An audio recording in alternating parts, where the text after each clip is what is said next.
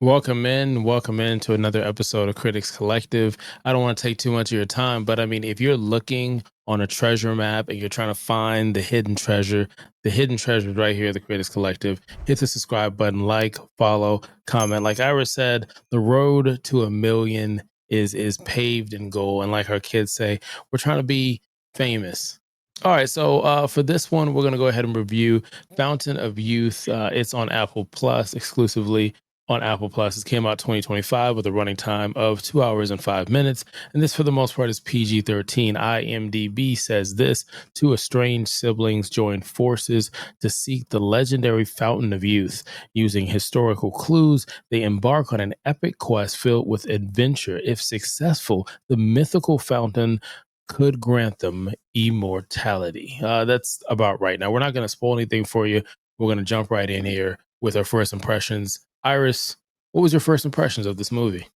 Well, I didn't go into it with high expectations. I thought it was going to be just a cute like family movie. Hmm. So and sometimes I get nostalgic and I'm like, oh, I want to see something that has a little action, but it's cute, and fantasy like. So, um, and I do like John Krasinski, ever since The Office. So, I enjoy watching him. Um, so I mean, I just just put it on just to see what it's about. Okay, for me, it was I had high hopes. I had high hopes for this movie because yes, because I am a Right. fan of the cast. I didn't see the trailer. I just saw the screenshot. I was like, "Hey, this is giving me Mummy feels. This is giving me National Treasury. This is giving me Indiana Jones. This was giving me this." And then Disney wasn't a part of Sahara. this. This was Apple, and I'm like, "Hey, Mhm, Apple's been spending some money. Some of the mhm. shows, The Foundation, Silo, For Mankind. There's just so many things. I'm like, oh, so let's do this. So my expectations were Yeah. high. Okay. With that being said, what's your highs and lows? Okay, so highs. Like you mentioned, I really did love the cast. I love me some Natalie Portman. I did like seeing that what's her name? Eiza González was in this one as well. And Mhm. oh my god, what's his name? Gleeson. Domhnall or something like that, Gleeson. Yes, Tom Hall. He He was in was Harry Owen. Potter Yep. with his dad. Yeah, Yes. so Yes. yeah, Ravenclaws yeah. in the house. Exactly. So, I have to say that seeing that all of them were together in this, um, and they're such amazing actors, like just watching, especially Natalie Portman and John Krasinski, playing off off each other because they play as brother and sister Hmm. um in this movie. So the chemistry there, like you really felt like, okay, this is her brother, pissing her off, normal sibling, like I love you, but you're a pain in my ass. Like I felt that with them. Hmm. And then with Eiza Gonzalez and John Korinsky, like the tension there, Woo. she was like, no, I got a job to do, but I kind of want to tap this white boy, like that. That was the vibes. Yeah. That was the vibe. That was the vibe, and I could feel it. I could feel We it. could feel it too. Even the fighting scenes, the sexual Yeah, positions they were putting each other's in, like bend yes. over. I was like, okay, Like, PG yeah, 13 what? my ass. Exactly. I was like, I was like, John won't pull in no punches on this one, huh? I was like, how your wife feeling about this one? um.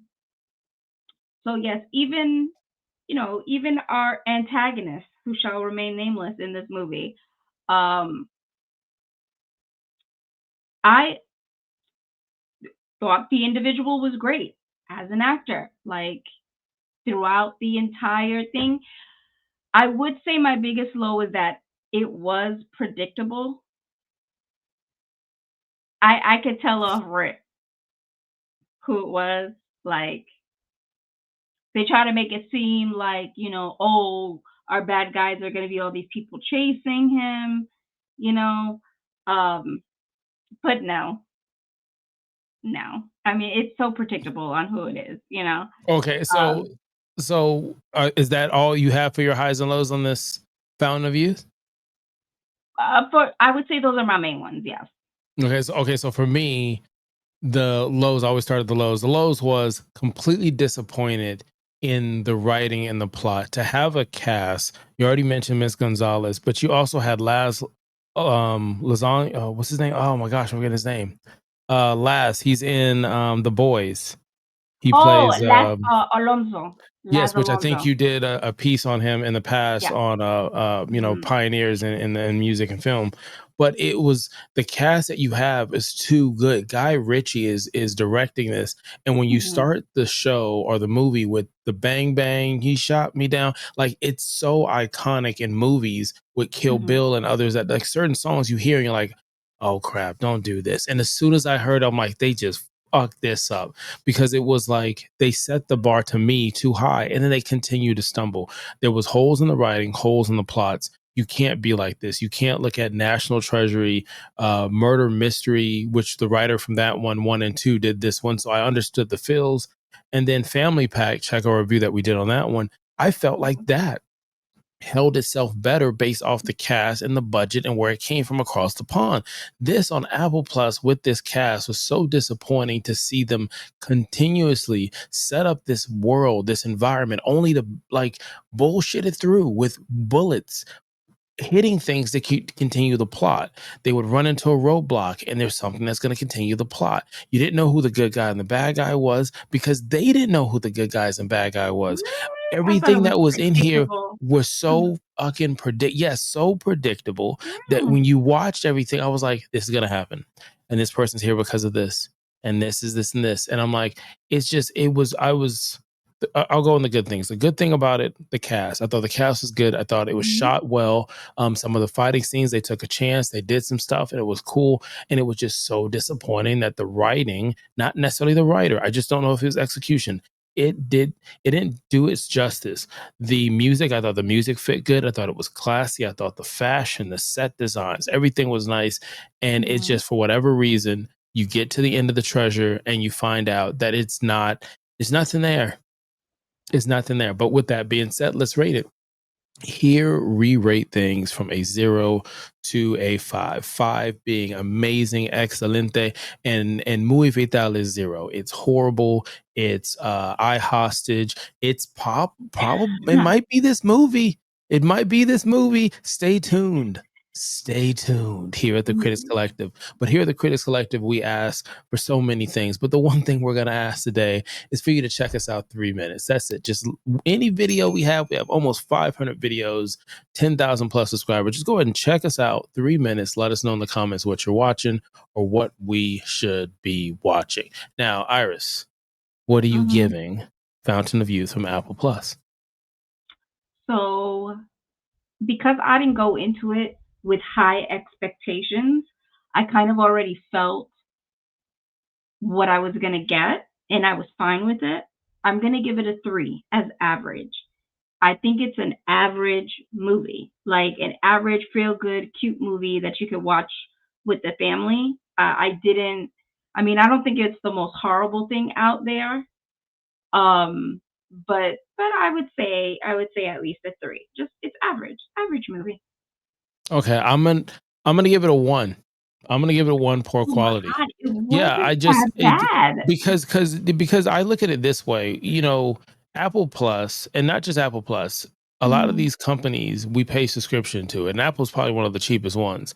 And we pay to be entertained. And I was not entertained on this one. There were so many other things I could be watching. It wasn't better than National Treasury, but don't get me wrong, National Treasure didn't it wasn't an amazing movie either. Don't get me, I'm not throwing Oscars at it.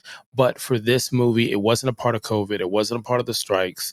This could have been a mini series that might have flushed out the story better with 8 episodes, and I wouldn't have been mad at it. But for 2 hours of my time to go through it, and I honestly I can't remember where, but there was a part where I wanted to turn it off, and I stayed. I stayed for you guys.